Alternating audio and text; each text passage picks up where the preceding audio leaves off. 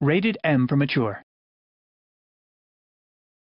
Hi, I'm AJ Locascio, and on this spoiler-laden episode of Playing Dead, we'll be talking to the lead designers of Walking Dead, Sean Vanneman and Jake Rodkin. We'll be reviewing Episode 1 and hinting at Episode 2, right here on Playing Dead.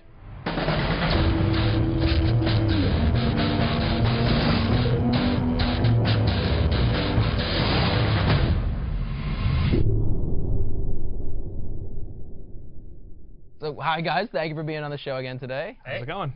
So the episode's out, finally. Finally. Finally. So you guys have gotten a lot of awesome critical response. You've gotten Editor's Choice Awards, a lot of 9 out of 10s. How does that feel? What has been, It's nice. You don't really make the game thinking about, like, what review score you're going to get. You just really hope people like the story and like the characters.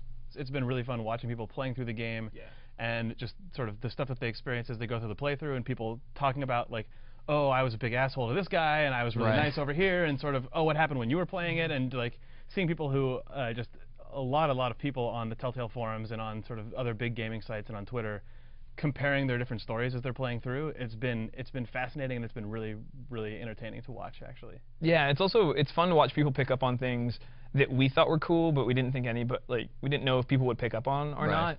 Like in the game, you have this dark past.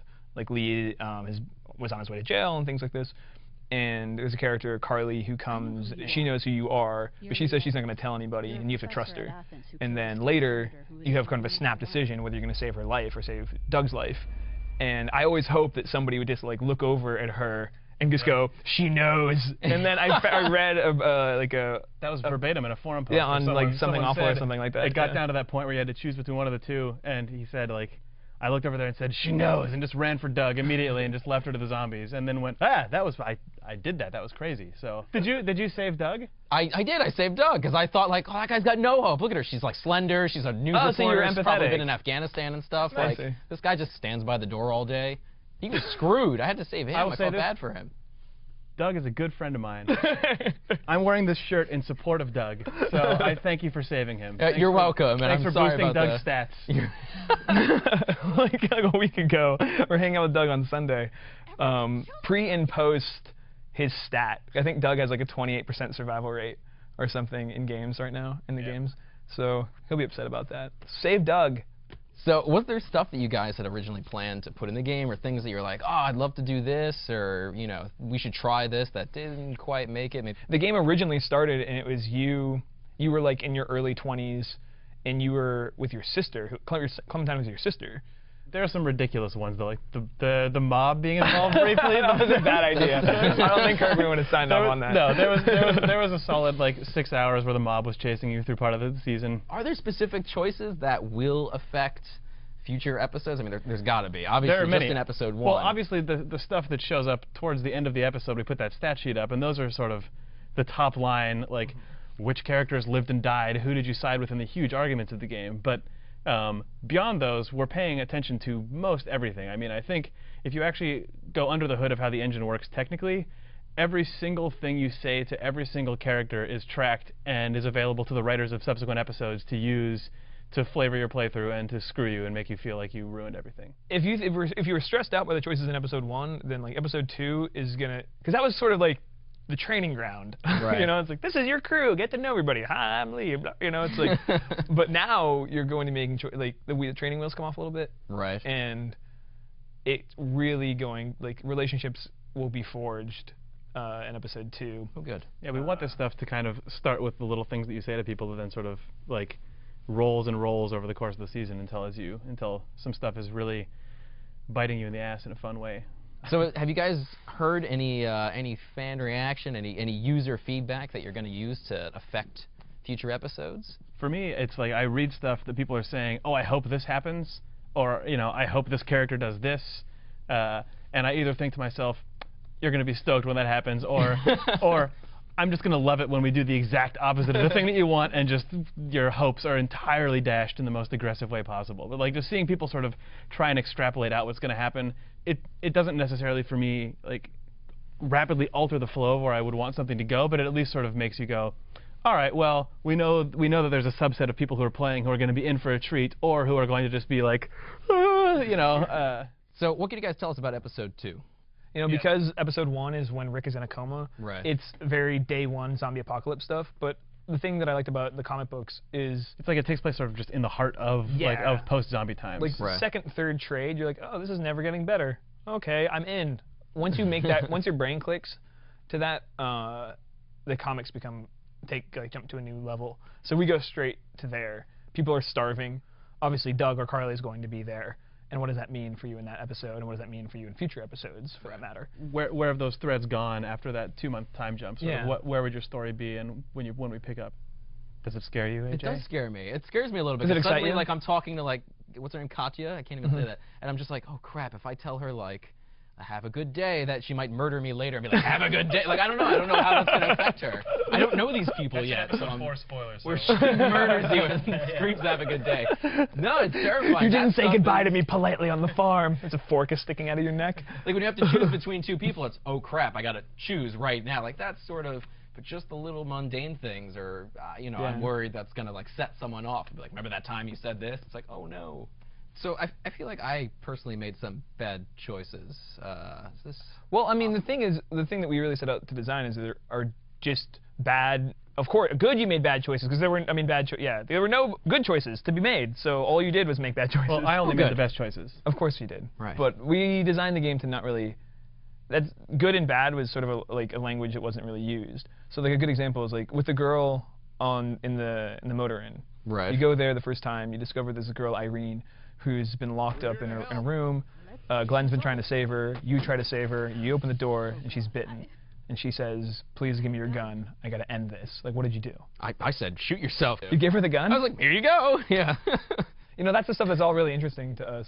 Like, there are no wrong choices. So to watch, most of those are 50-50. And then there's the Doug Carly. Yeah, there was something pretty extreme, because most of them, they were split down the middle. I was like, ooh, nobody likes Duck. The Irene one, I think, is a pretty decent example, because once the door opens and someone who's bit shows up, like, there's not a good way out of that. Yeah, I mean, her being bit... You're not going to inject her with zombie cure. Right. She's not going to join your crew and go off to have many great adventures.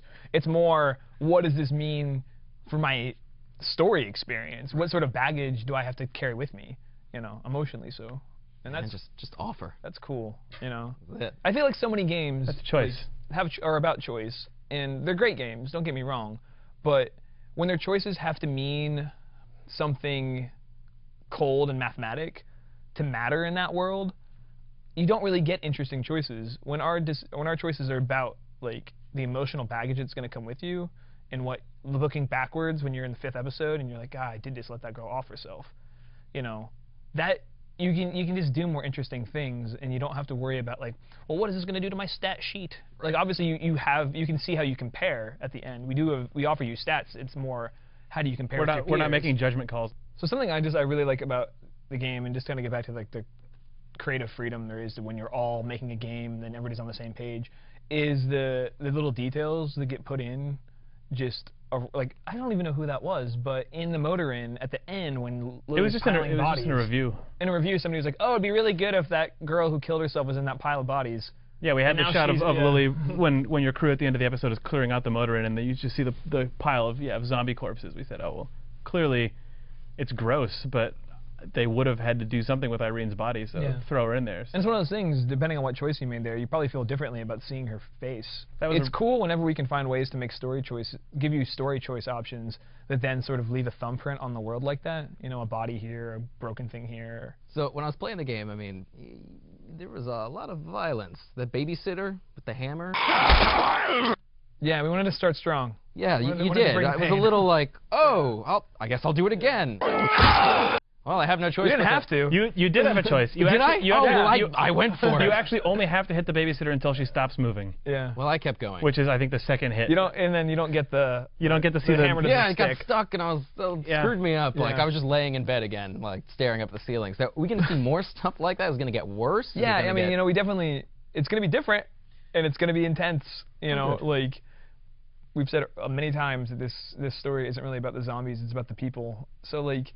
But it's about the things that people do. Zombies are like pinatas sometimes. Like, you know, you can just kill them, no problem. They're filled with candy. When the violence hits, I mean, the first 2 zombies you see in the game, obviously that's different. But like, by the time you are 2 months into the game, and our characters are 3 months into their lives of the apocalypse, like, it's the violence around people and what people do to each other that's really upsetting.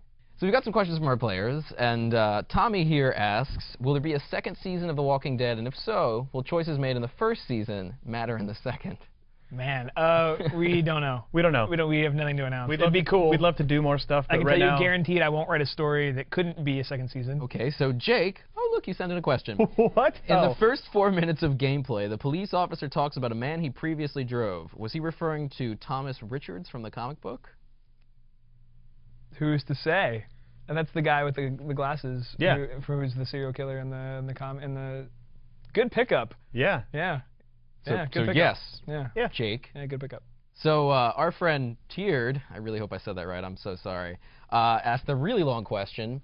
Am I right in believing that there was more to the scene where the zombies were attracted to TVs during the puzzle to get the keys for the pharmacy? Was it Romero-esque social commentary? Or am I just a loon with too much time on his hands? If I'm right, will we see scenes like this more often? Oh, the TV's turning on and all the zombies congregating around the TV? Yeah. We talked about it looking like it was that. That wasn't the intent of the scene. We didn't design it to be that, but when we saw it... When we saw it, we went, oh yeah, oh, we people did. with social commentary. It didn't start off as pointed social commentary, but is it? Choice matters.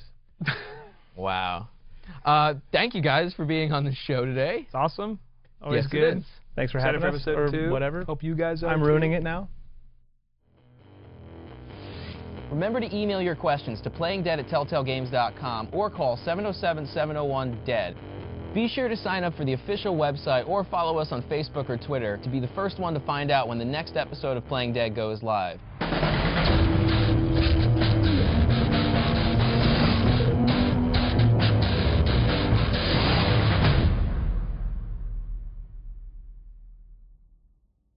So Combine Overwatch asks... That's Combine Overwatch. It's from Half-Life. Half-Life, yeah. You video game nerds.